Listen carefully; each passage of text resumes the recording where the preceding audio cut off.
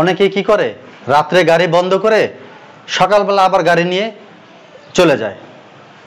অনেকেই আছে যে অলসতার কারণে গাড়িটা চেক করে না, যে আমার গাড়িটা যে নিয়ে আমি সকালবেলা বের হয়ে যাচ্ছি, বা আমার অফিস টাইম দেরি হয়ে যাচ্ছে, বা আমি চেক করব না, আমি তো কালকে করেছি, আজকে চেক করার দরকার নেই।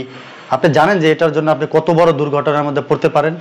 আমার দেখা এরকম অনেক হয়েছে, অনেক, যে রাত্রে গাড়ি বন্ধ করেছে, সকালবেলা কোনো কিছু চেক না করে বের হয়ে গিয়েছে, এরপরে অনেক বড় দুর্ঘটনার মধ্যে সে পড়ে গিয়েছে।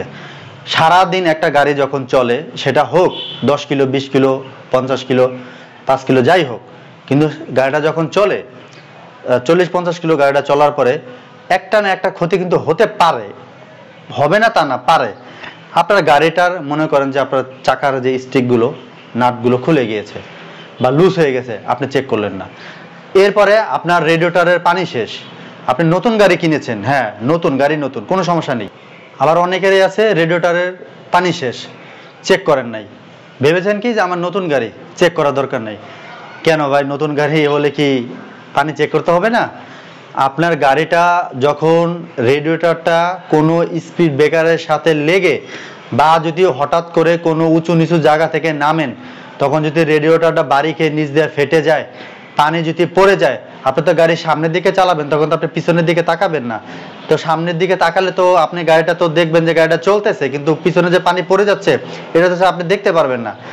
হতে পারে আপনার গাড়ির রেডিয়েটরে পানি শেষ, তো আপনি কি করলেন, গাড়িটা নিয়ে সকালবেলা রাতে চালিয়ে এসে সকালবেলা বের হয়ে গেলেন, 1 কিলো চালিয়েছেন, রেডিয়েটর হিট হয়ে টাপাস করে ব্রাস্ট হয়ে গেছে।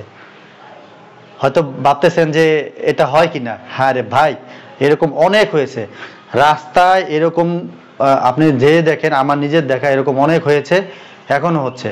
তো নতুন পুরানো কোনো বিষয় না, বিষয়টা হচ্ছে প্রতিদিন গাড়ি একটা অভ্যাস করেন, চেক করার অভ্যাস করতে হবে।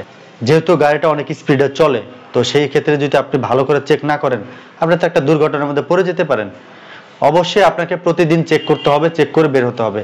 আপনার এই 2 মিনিট 3 মিনিট সময় নিয়ে যদি গাড়িটা চেক করেন, এই 2-3 মিনিটে যে আপনার কত বড় উপকারে আসবে, সেটা একবার একটু ভেবে দেখেন। আসলে এই কথাগুলোর বলার উদ্দেশ্য হচ্ছে এটা ইদানিং এটা অনেক হচ্ছে, এরকম অনেক হয়েছে, আমার নিজের চোখে দেখা। আমি চাই না আপনারা এরকম কোনো বিপদের মধ্যে পড়েন।